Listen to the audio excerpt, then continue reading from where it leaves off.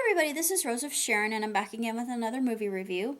I just recently saw Wonder Park, which is the first film in a long, long time that Nickelodeon has done.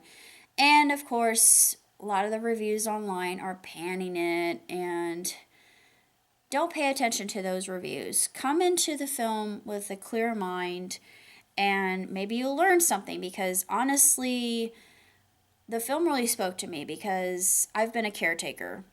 And yeah, I'm not going to go into that too much. You know my story if you've been a subscriber or a gardener, as I call you. Um, I've referred to you very affectionately as thus. This film encounters a very adult subject that a lot of children don't necessarily have to face, and I have. And being on the latter end of that, I can tell you it's not pretty. It's very hard, but the way that they tackle it is rather beautiful. And June and her mom and her dad, they have a wonderful life, and she's an extremely inventive young lady, and just her creations are absolutely fantastic when they come to life. And it's like Peanut says, they're splendiferous. And you learn who Peanut is and who all the other characters are once it comes to the point in the film where you realize that there's something grander going on. And it's allegory. It's a very intriguing allegory and metaphor. And of course, I love her friend and neighbor, Bunky, because Bunky has a mega crush on June, and it's just the sweetest thing ever. And I kind of relate to Bunky in a way because I squee like he does, and I thought, yeah, I'm a lot like him in respect to if I'm around someone I really love, I find it difficult to express myself. And then I start getting really eager and I start making really weird noises, and yeah, I'm very awkward. But actually, I can get around and speak my mind quite well when I'm with someone of the opposite sex that I happen to have a little bit of a fancy for. I can express myself well, but I do get tripped up in my words. So yeah, that's common, but I could relate quite a bit, and it was a movie that I thought was absolutely gorgeous. It was eye candy and ear candy, and I love the songs in it. I love the soundtrack. The color palette was just glorious. And if Wonder Park were an actual park, I would go, certainly. And I'm not going to say why. If you've seen the film, you probably know my reason.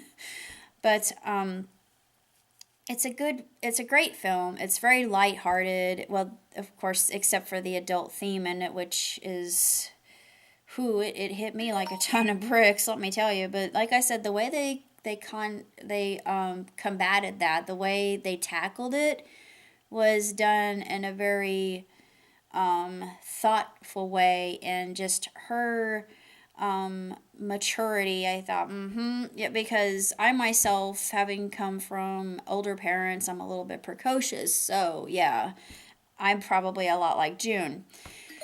It was just a wonderful film. I give it 4 because it's unlike anything I've ever seen. I almost gave it my perfect mark of 5, but the only reason that it doesn't get a full 5 is because uh, some of the themes I've seen before in films, and it's eccentric and it stands on its own, and it's different, which I like. I like movies that are off the beaten path, and the animation is really, really, absolutely beautiful to look at, especially on a big screen, and it's just whoa, it truly is wonderful and wonder filled.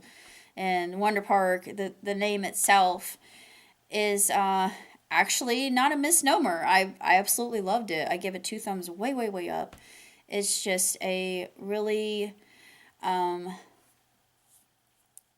resplendent movie that has a lot of good messages about creativity and imagination and responsibility, as well as friendship, young love.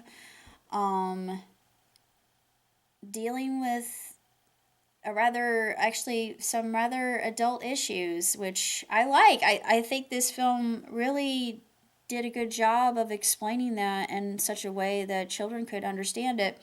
And yes, I know it's geared toward children, but I, as an adult, just I thought that everything about it was completely tremendous, and I loved every second of it. Yeah, there was some dialogue in it that fell kind of flat, sort of, but I thought that the writing was great. The characters were wonderful. The voice casting was excellent. I Mila Kunis played a role in it that I thought really, and Matthew Broderick was in it. Jennifer Garner was in it. I thought, wow, they had some good star power behind this, and I really enjoyed it. And it felt like it was a movie that was probably a lot of fun to work on. And of course, there's a song about pie in it, which I absolutely love. Which, by the way, I'm going to be doing a cover of that as soon as I get the soundtrack. And so you know what to expect from me next year for Pie Day. Woo! Yeah, I'm a nerd. What do you want? But that's all I got to say about Wonder Park.